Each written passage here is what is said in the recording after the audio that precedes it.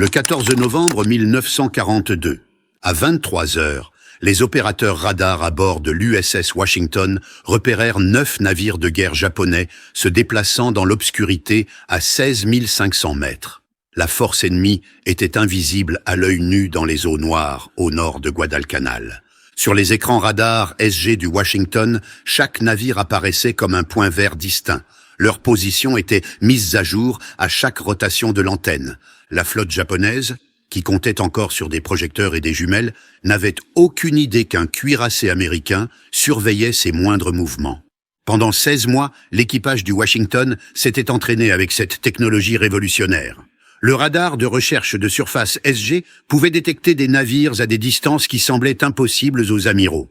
Le radar de contrôle de tir Mark III pouvait suivre des cibles et calculer des solutions de tir dans l'obscurité totale. Ensemble, ces systèmes donnaient au Washington la capacité de combattre à l'aveugle, de détruire ce qu'il ne pouvait pas voir. Mais en novembre 1942, personne dans la flotte du Pacifique ne croyait vraiment qu'un cuirassé pouvait gagner une bataille navale moderne. Cette hypothèse allait coûter la vie à des Américains. Les amiraux appelaient les cuirassés des navires d'écran, des plateformes anti-aériennes flottantes, des escortes coûteuses réduites à protéger les porte-avions comme des destroyers surdimensionnés. La doctrine officielle stipulait que les cuirassés étaient obsolètes, relégués à lancer de la DCA, pendant que les porte-avions faisaient le vrai combat. Depuis Pearl Harbor, les cuirassés rapides étaient tenus en laisse courte. Interdit de chercher des engagements de surface, cantonnés à des rôles défensifs. Le Washington avait traversé l'Atlantique, servi avec la flotte métropolitaine britannique, était transféré dans le Pacifique et durant tout ce temps n'avait jamais une seule fois tiré sa batterie principale sur un navire de guerre ennemi. Ce soir-là, cela allait changer. Ce soir-là, un navire et un amiral allaient prouver que les cuirassés, correctement employés avec la bonne technologie, pouvaient encore dominer un champ de bataille naval.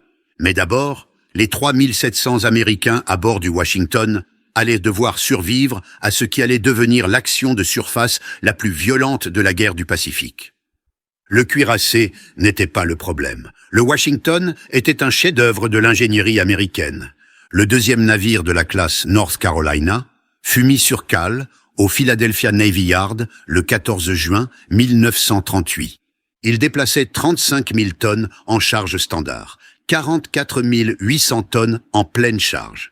Sa batterie principale se composait de 9 canons de 406 mm Mark VI en 3 tourelles triples, capables de lancer des obus perforants de 1225 kg à plus de 32 km.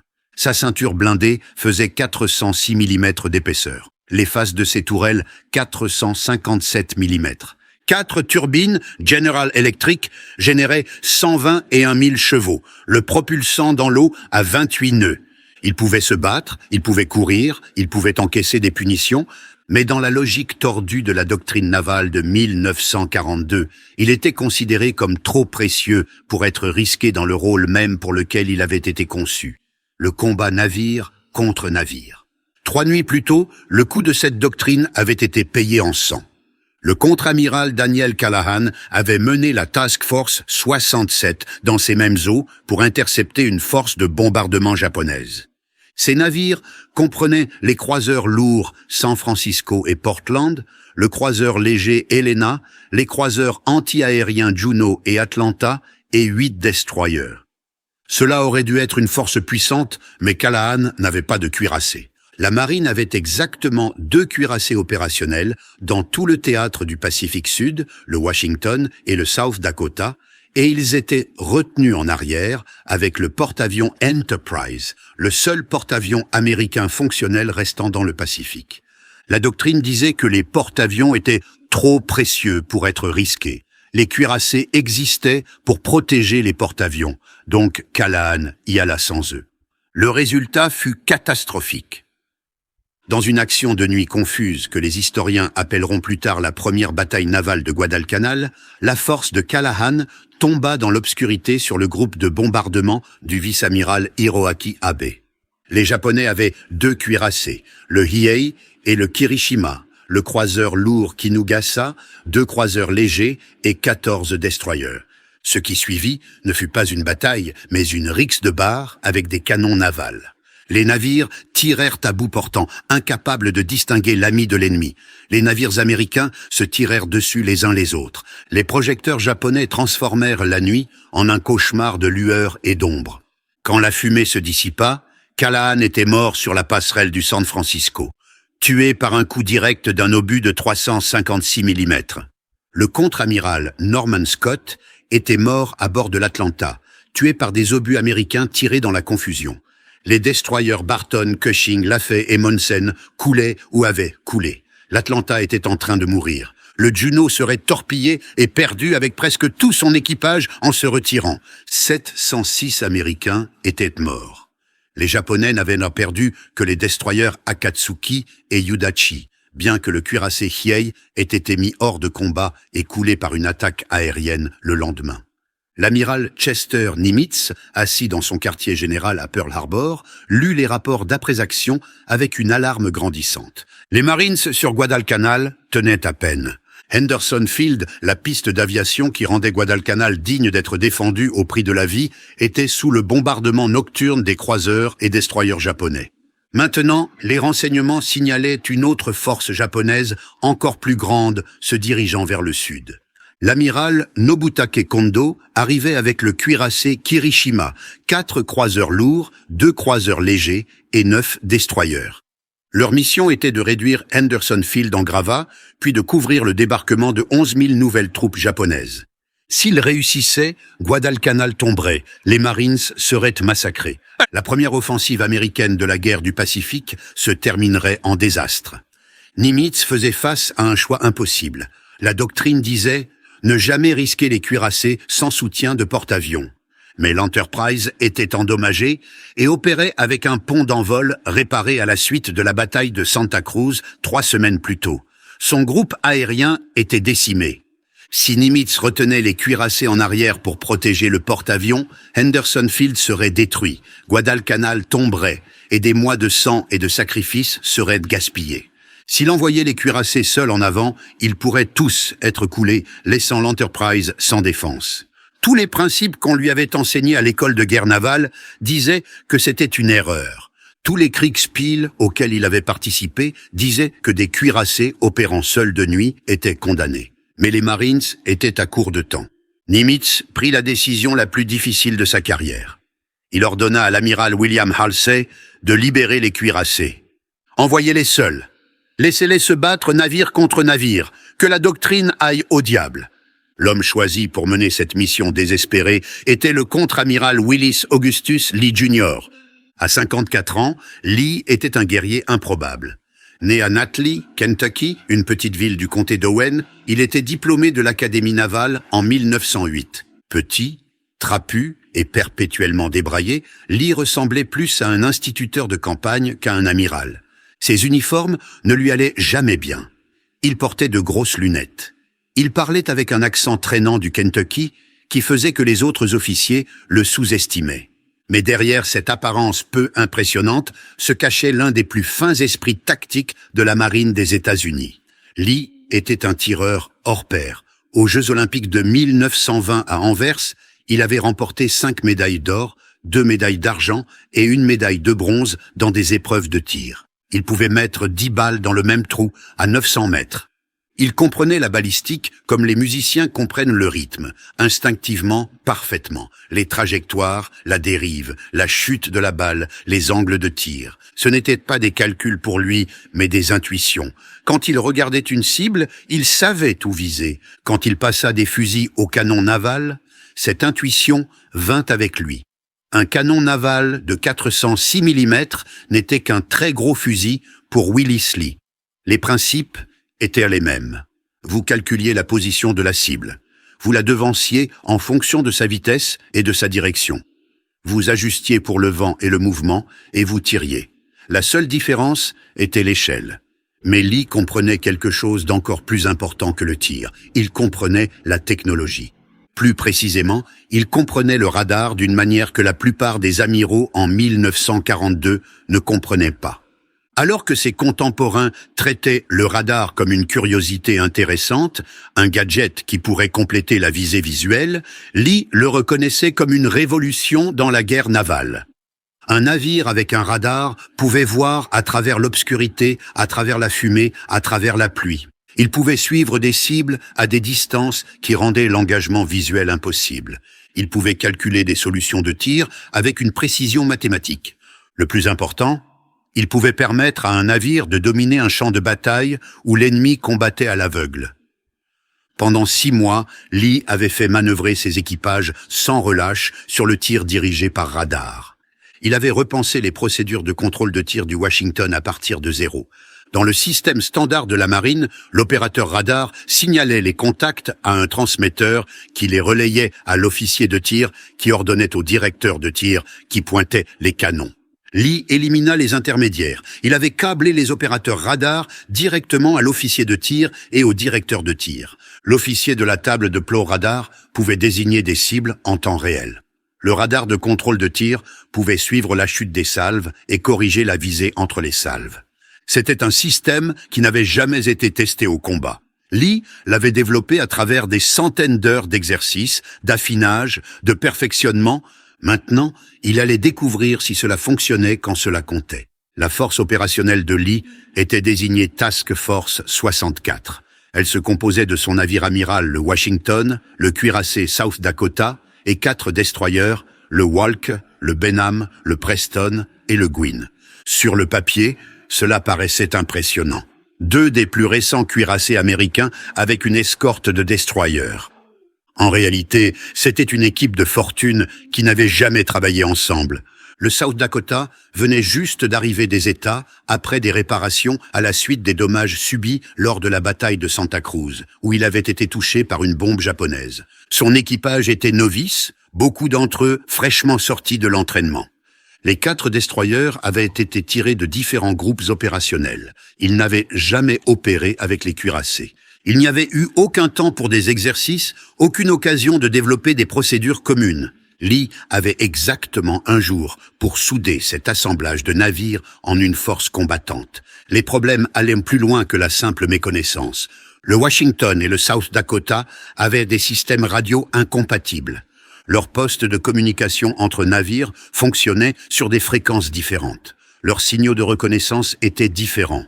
Lee découvrit cela seulement après qu'ils étaient déjà en mer. Il dut bricoler en urgence un plan de communication à la volée en utilisant des signaux lumineux et des manœuvres prédéterminées parce que les navires ne pouvaient littéralement pas se parler de manière fiable. Les destroyers avaient leurs propres problèmes. Ils étaient armés de canons de 127 mm et de torpilles, des armes conçues pour des combats rapprochés au couteau. Contre les croiseurs et les cuirassés japonais, ils seraient surclassés en portée et en puissance. Leur seul avantage était leurs torpilles, mais pour les utiliser, ils devraient s'approcher à moins de 9000 mètres, bien à portée des canons japonais. Alors que le soleil se couchait le 14 novembre, Lee prit sa petite force autour de la pointe ouest de Guadalcanal. Les 4 destroyers menaient en colonne, le Walker en tête, puis le Benham, le Preston et le Gwin, suivis par les 2 cuirassés avec le Washington menant le South Dakota. La colonne s'étirait sur plus de 3 kilomètres. 6 navires se dirigeant vers des eaux qui avaient déjà revendiqué des dizaines de navires américains. Les marins avaient pris l'habitude d'appeler cela Iron Bottom Sound parce que tant de navires reposaient sur le fond marin. Alors qu'ils contournaient l'île de Savo, chaque homme à bord pouvait voir les nappes d'huile et les débris de la bataille de Callahan 3 nuits plus tôt. Des corps flottaient encore dans l'eau. L'épave de destroyers américains brisait la surface à marée basse. Lee savait dans quoi il s'engageait. Les renseignements avaient fourni des informations détaillées sur la force de Kondo. L'amiral japonais amenait le cuirassé Kirishima, un vétéran de Pearl Harbor et de dizaines de batailles depuis. Il était techniquement un croiseur de bataille, construit pendant la Première Guerre mondiale et modernisé dans les années 1930. Mais ses 8 canons de 356 mm pouvaient lancer des obus de 1270 kg à 30 km. Avec lui se trouvaient les croiseurs lourds Atago et Takao, chacun armé de 10 canons de 203 mm. Les croiseurs légers Sendai et Nagara et 9 destroyers. 14 navires au total, chacun entraîné au combat de nuit. Chacun armé de la torpille, type 93, ce que les Américains appelaient la longue lance, la torpille la plus meurtrière au monde. Elle pouvait parcourir 19 km à 49 nœuds avec une ogive de 490 kg. Un coup pouvait briser un croiseur en deux. 2 ou 3 pouvaient couler un cuirassé. Les Japonais s'étaient entraînés au combat de surface de nuit pendant 20 ans. Ils avaient développé des tactiques, de l'équipement et une doctrine spécifiquement pour combattre dans l'obscurité. Leurs guetteurs étaient sélectionnés pour leur vision nocturne supérieure et entraînés à des niveaux de compétences surhumains.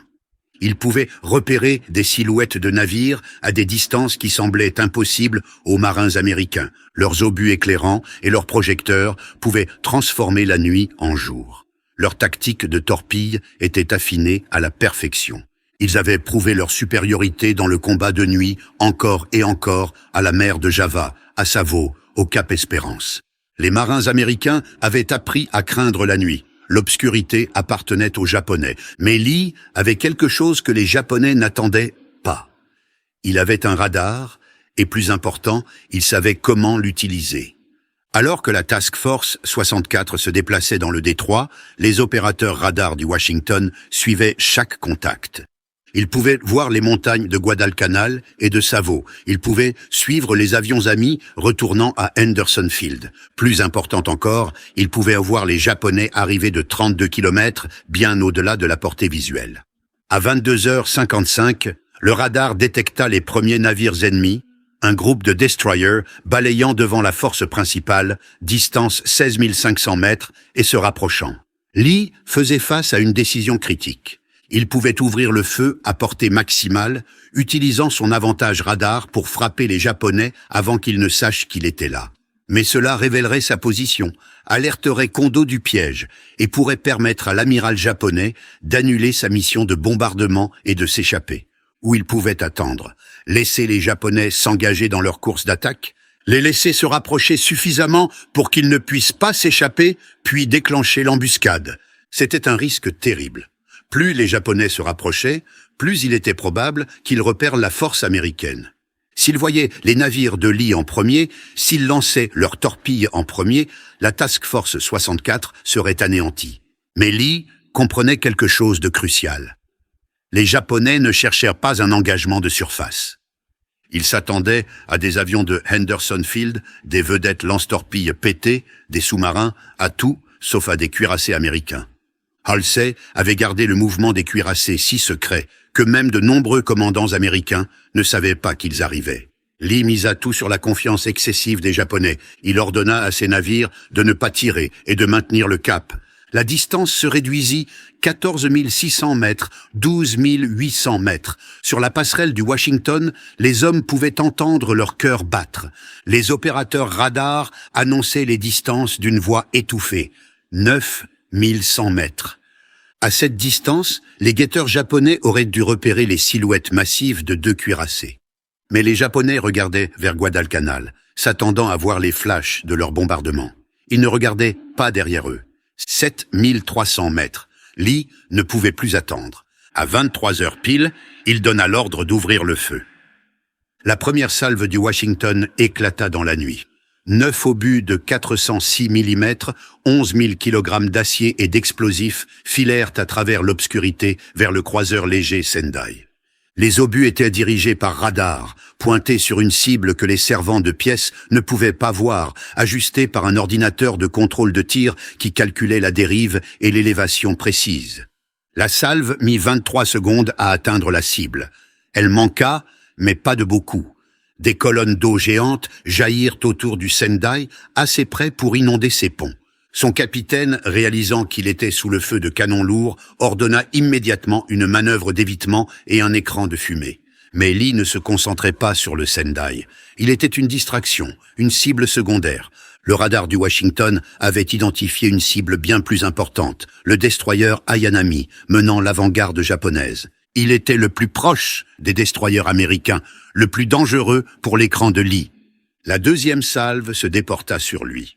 Cette fois, les canons du Washington ne manquèrent pas. Au moins un obus de 406 mm, peut-être deux, s'écrasa sur l'Ayanami. À cette distance, contre la mince armure d'un destroyer, l'effet fut catastrophique. L'obus perça sa coque comme du papier, explosa dans sa salle des machines et pulvérisa ses locaux techniques. L'Ayanami s'arrêta net dans l'eau, brûlant furieusement. Son équipage combattait désespérément les voies d'eau et les incendies. La nuit explosa dans le chaos. Le South Dakota ouvrit le feu quelques secondes après le Washington, ses canons suivant des cibles différentes. Les destroyers américains chargèrent en avant, essayant d'atteindre la portée de lancement de torpilles. Les obus éclairants japonais éclatèrent au-dessus, baignant le détroit d'une lumière blanc-verdâtre.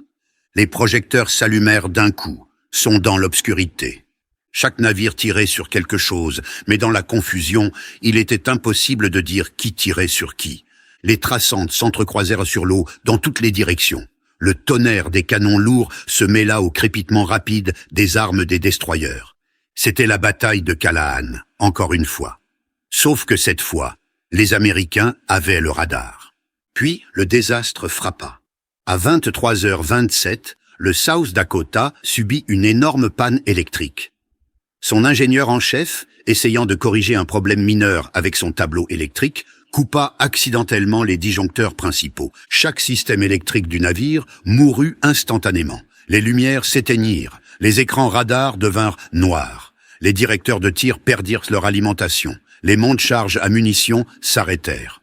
En quelques secondes, l'un des cuirassés les plus puissants d'Amérique était réduit à une cible flottante. Des générateurs diesel de secours démarrèrent, mais ils ne pouvaient alimenter que les systèmes essentiels. La batterie principale pouvait toujours tirer en contrôle local, mais sans radar, sans directeur, les servants tiraient à l'aveugle. Les Japonais se ruèrent sur le cuirassé estropié. Les projecteurs du Kirishima et des croiseurs se verrouillèrent sur le South Dakota, l'illuminant comme un acteur sur scène. Chaque navire japonais qui pouvait braquer ses canons ouvrit le feu. Les obus de 356 mm du Kirishima s'écrasèrent sur la superstructure du South Dakota. Les obus de 203 mm de l'Atago et du Takao déchirèrent ces superstructures. En 90 secondes, le South Dakota reçut 27 coups. Ses antennes radio étaient arrachées, son radar était détruit, sa batterie secondaire était hors service. 38 marins et un marine furent tués. 59 autres furent blessés, dont le capitaine Thomas Gatch, qui fut touché par des éclats, mais resta sur la passerelle. Les destroyers américains s'en sortaient encore plus mal. Ils avaient chargé dans la formation japonaise essayant de lancer des torpilles, mais ils étaient en infériorité numérique et surclassés. Le Preston fut le premier à mourir, pris dans un tir croisé entre les croiseurs et destroyers japonais. Il fut touché à plusieurs reprises. Des obus déchirèrent sa mince coque, déclenchant des incendies incontrôlables. Son capitaine ordonna d'abandonner le navire, mais avant que la plupart de l'équipage ne puisse descendre, ses magazines explosèrent. Le Preston disparut dans une boule de feu, emportant 117 hommes avec lui. Le Walker fut le suivant, menant la colonne de destroyers américains. Il s'était approché le plus près de la ligne japonaise. Il réussit à lancer plusieurs torpilles, mais avant qu'il ne puisse s'éloigner, les tirs de retour japonais le trouvèrent. Des obus fracassèrent sa passerelle, tuant son capitaine. D'autres obus touchèrent sa salle des machines. Puis, une torpille longue lance s'écrasa dans sa coque. Au milieu du navire, le Walker se cassa en deux et coula en quelques minutes. Sur son équipage de 250 hommes, seulement 75 survécurent. Le Benham fut touché par une torpille qui souffla complètement son étrave. D'une manière ou d'une autre, il resta à flot, ses cloisons étanches tenant, mais il ne pouvait plus combattre ni manœuvrer. Le Gwin, le dernier destroyer encore opérationnel, brûlait à cause de plusieurs coups d'obus, mais avait encore de la puissance et du gouvernail. Son capitaine prit l'amère décision de se retirer, recueillant des survivants en se repliant. En moins de 15 minutes, l'écran de destroyer de Lee avait été anéanti. À 23h15, la force opérationnelle de Lee avait effectivement cessé d'exister. 4 destroyers étaient coulés ou mis hors de combat. Le South Dakota était aveugle, sourd et en feu, se traînant loin de la bataille. Des 6 navires qui étaient entrés dans Iron Bottom Sound, seul le Washington restait opérationnel. Il était seul face à 14 navires japonais, dont un cuirassé, 4 croiseurs et plusieurs destroyers. Chaque scénario de l'école de guerre, chaque manuel tactique, chaque fragment de sagesse conventionnelle disait que Lee devait se retirer immédiatement. Il était en infériorité numérique de 14 contre 1. Il n'avait aucun soutien. Personne ne lui en voudrait de sauver son navire et son équipage. Mais Willis Lee regarda son écran radar et vit quelque chose que les Japonais ne pouvaient pas voir. Dans leur excitation à pilonner le South Dakota, dans la montée d'adrénaline de détruire des destroyers américains, les Japonais avaient perdu leur formation. Leurs navires étaient dispersés, certains poursuivant le South Dakota, certains achevant des destroyers, certains tournant en rond dans la confusion, et aucun d'eux n'avait remarqué le Washington. Il s'était caché derrière les épaves en feu du Preston et du Walker, sa signature radar masquée par le carnage environnant. Lee avait une opportunité, mais elle nécessitait de faire quelque chose qui violait tous les principes du combat de cuirassés. Il allait devoir charger seul au milieu d'une flotte ennemie. Lee donna l'ordre qui allait définir sa place dans l'histoire navale. Silence complet sur tous les circuits radio. Pas de lumière, aucune communication avec les autres navires. Vitesse maximale en avant, cap 030. Le Washington accéléra à 26 nœuds et se dirigea droit vers la ligne de bataille japonaise. Ses opérateurs radars suivaient chaque navire ennemi, annonçant distance et relèvement dans des chuchotements. 13 700 mètres jusqu'au Kirishima, 11 000 jusqu'à l'Atago, 9 100 jusqu'au Takao. Les Japonais ne l'avaient toujours pas vu. Leurs projecteurs étaient braqués sur le South Dakota, maintenant en feu sur l'horizon sud. Leurs guetteurs regardaient leurs victimes mourir. Personne ne cherchait un autre cuirassé. À 7 700 mètres, pratiquement à portée de combat rapprochée pour des canons de cuirassé, Lee donna l'ordre d'ouvrir le feu sur le Kirishima. La batterie principale entière du Washington, 9 canons de 406 mm, éclata dans une salve parfaitement coordonnée. À cette distance, avec le contrôle de tir radar sur une cible stationnaire illuminée par ses propres projecteurs, les servants du Washington ne pouvaient pas manquer. La première salve encadra le Kirishima. La seconde fut un coup direct, puis un autre et un autre. En 7 minutes, le Washington tira 75 obus de 406 mm. Au moins 9, peut-être jusqu'à 20, s'écrasèrent sur le Kirishima. L'effet fut dévastateur. Les obus du Washington, pesant 1225 kg chacun, voyageant à 700 mètres par seconde, frappèrent avec la force de trains de marchandises. Ils transpercèrent l'armure du Kirishima comme du papier de soie. Un obus détruisit sa tourelle avant, tuant tout le monde à l'intérieur instantanément. Un autre explosa dans sa salle des machines, brisant turbines et chaudières. Un troisième frappa sous la ligne de flottaison, ouvrant une brèche qui inonda 3 compartiments. Son appareil à gouverner fut fracassé, bloquant son gouvernard tout à bâbord. Il commença à tourner en rond sans pouvoir manœuvrer, sans pouvoir s'échapper. Pendant que le Washington continuait à le pilonner, la batterie secondaire du Washington de canon de 127 mm rejoignit l'assaut. Plus de 100 obus s'écrasèrent sur la superstructure du Kirishima, déclenchant des incendies de la proue à la poupe. Soma Pagode, la tour distinctive qui abritait sa passerelle et ses systèmes de contrôle de tir, fut touchée à plusieurs reprises. Les fenêtres volèrent en éclats, l'équipement fut pulvérisé. Des hommes furent fauchés par le métal et le verre volant. Le capitaine Iwabuchi Sanji fut blessé mais resta à son poste, essayant désespérément de sauver son navire. Mais il n'y avait rien qu'il puisse faire. Le Kirishima était en train de mourir. L'amiral Kondo, regardant son navire amiral brûlé, faisait face à l'amère réalité que sa force avait été prise en embuscade.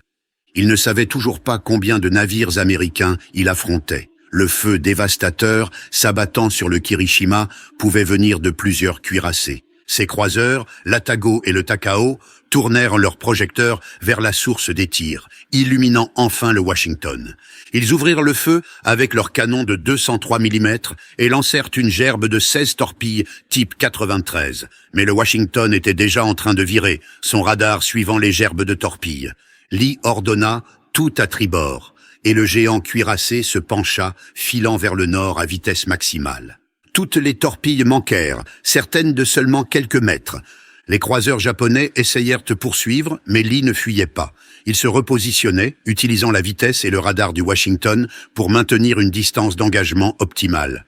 Alors que la distance s'ouvrait à 11 000 mètres, les canons du Washington se déportèrent sur les croiseurs. Sa première salve encadra l'Atago, envoyant des colonnes d'eau par-dessus sa passerelle. La salve suivante fut plus proche. L'amiral Kondo, réalisant qu'il était maintenant le chassé plutôt que le chasseur, ordonna un retrait immédiat.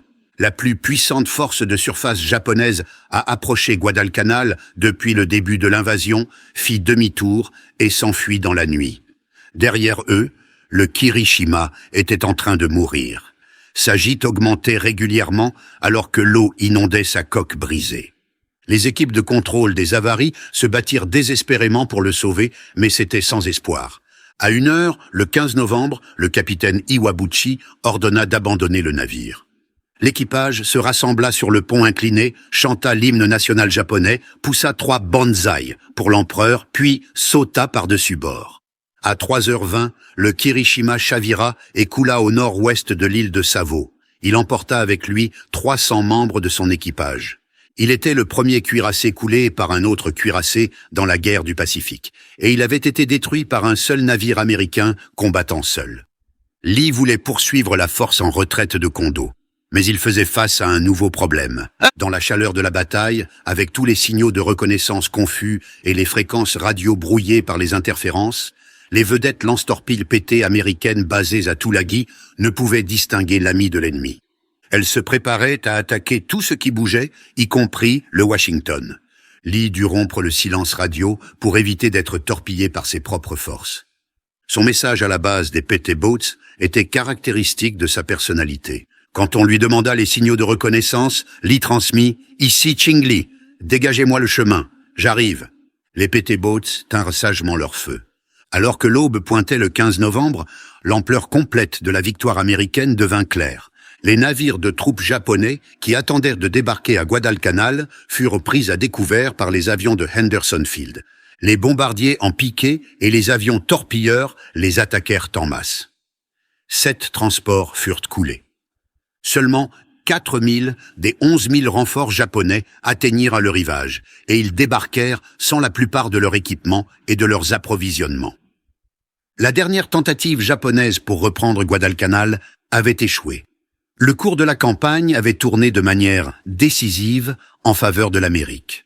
Le coup avait été terrible. Le destroyer Preston était parti avec 117 morts. Le Walke était parti avec 175 morts. Le Benham, bien que initialement sauvé, coulerait le lendemain alors qu'il était remorqué. Heureusement, sans perte de vie supplémentaire. Le Gwin était gravement endommagé. Le Dakota du Sud aurait besoin de mois de réparation.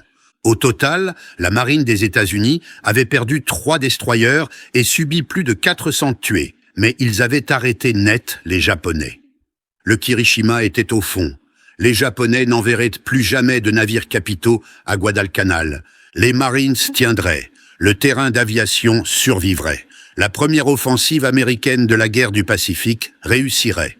Quand les rapports de pertes furent compilés, une statistique ressortit comme presque incroyable. L'USS Washington, qui avait à lui seul vaincu un cuirassé japonais et chassé une flotte ennemie entière, n'avait subi aucune perte. Pas un seul homme à bord n'avait été tué ou grièvement blessé par une action ennemie. Le navire lui-même n'avait reçu qu'un seul coup, un obus de 127 mm qui sectionna son antenne radio. Dans l'engagement de surface le plus violent de la campagne de Guadalcanal, le navire qui avait fait le plus de dégâts avait subi le moins. C'était sans précédent. Cela ne se reproduirait plus jamais dans la guerre. La réaction de l'amiral Halsey à la bataille fut immédiate et enthousiaste. Il envoya un message personnel à Lee qui disait « Vous et votre force opérationnelle avez écrit une page glorieuse dans l'histoire navale américaine. » Mais la réponse officielle de la marine fut plus discrète.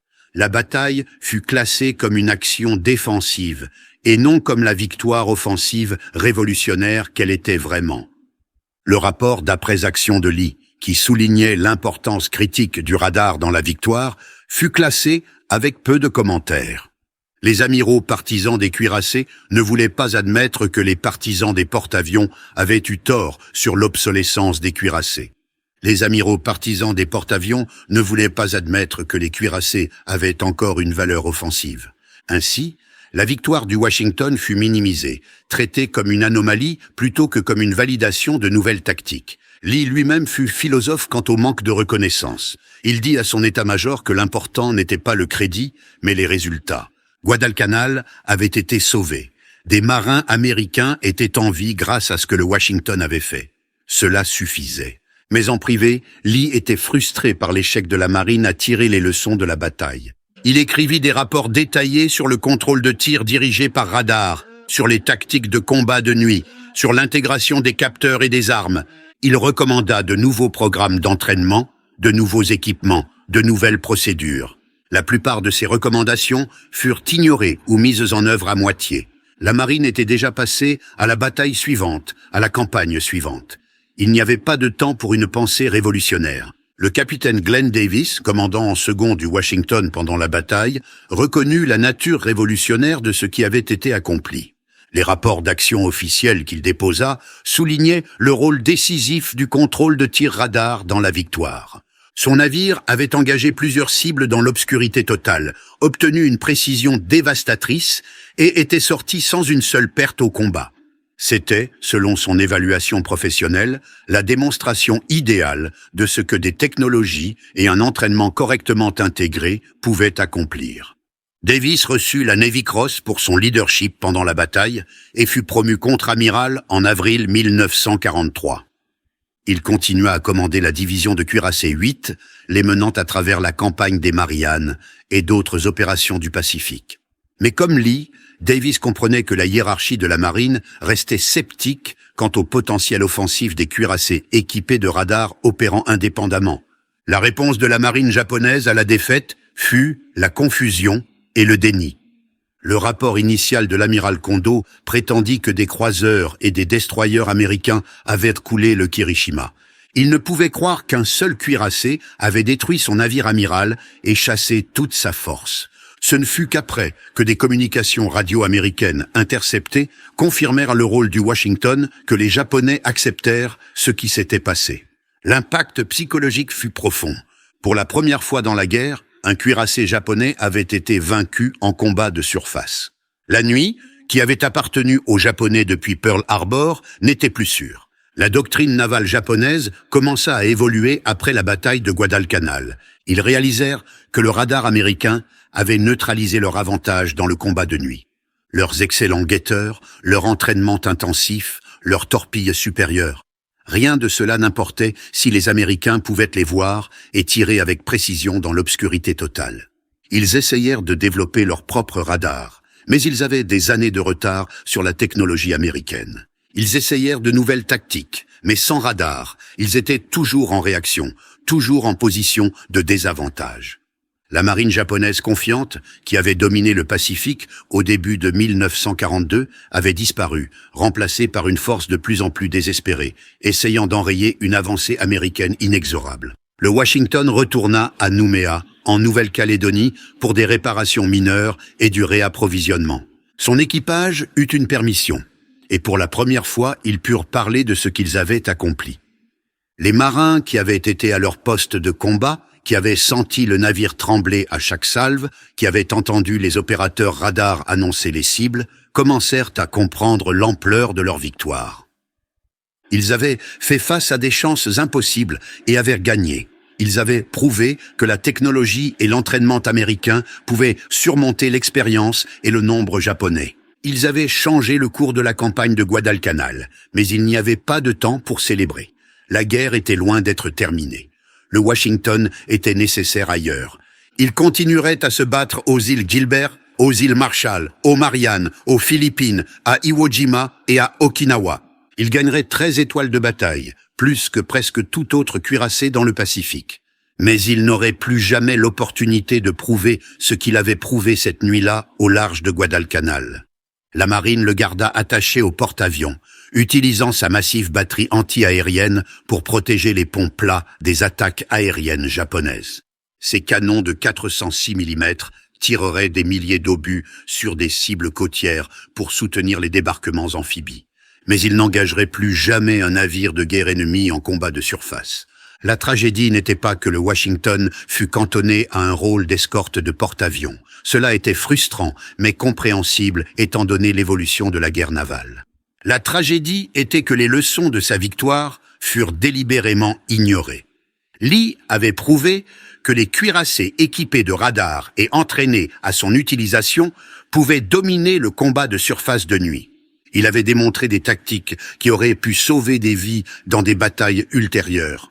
Mais la bureaucratie de la marine, engagée dans la primauté de l'aviation embarquée, refusa d'admettre ces leçons. Les rapports furent enterrés.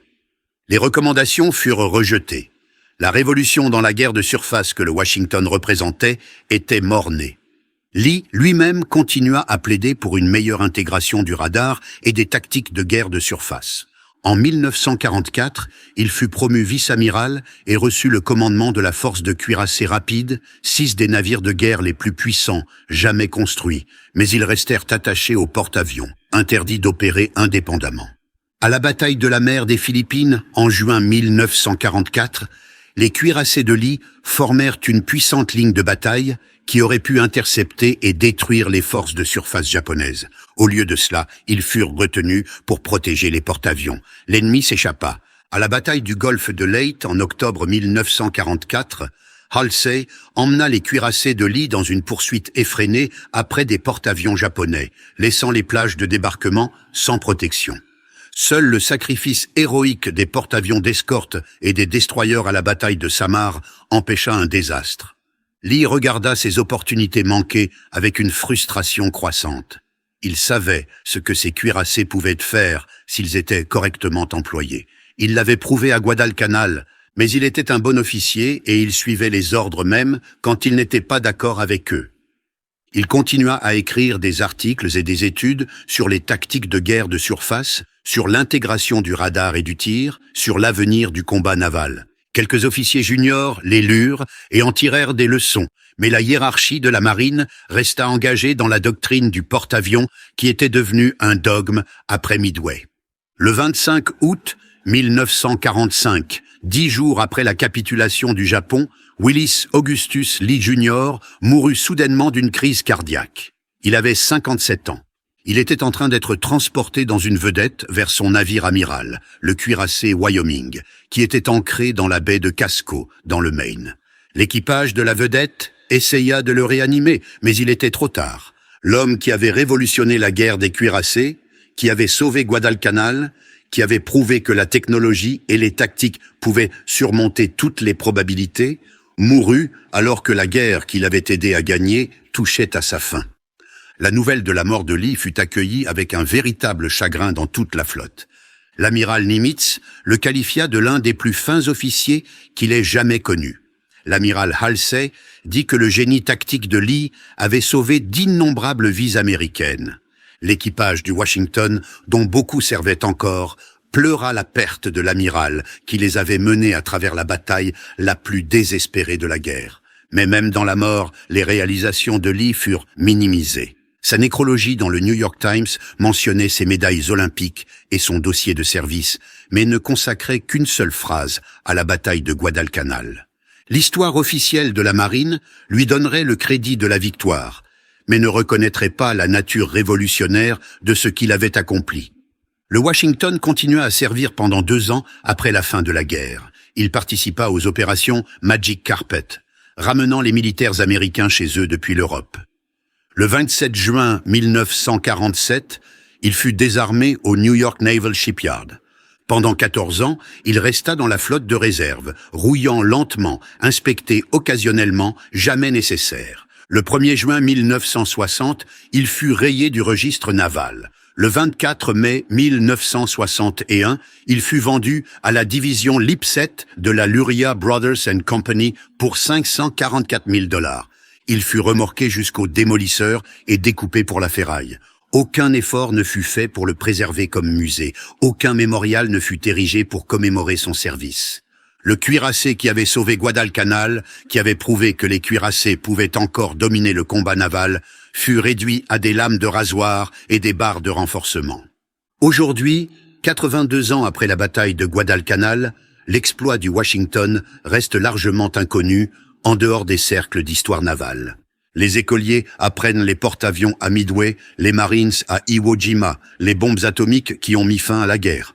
Ils n'apprennent pas le cuirassé qui a combattu seul contre des chances impossibles et a gagné. Les guides touristiques à Pearl Harbor parlent du Missouri, où la capitulation a été signée, et de l'Arizona, où la guerre a commencé pour l'Amérique. Ils ne mentionnent pas le Washington, où l'avenir de la guerre navale a été démontré puis ignoré. Mais l'héritage du Washington et de Willis Lee perdure d'une manière que la plupart des gens ne réalisent pas.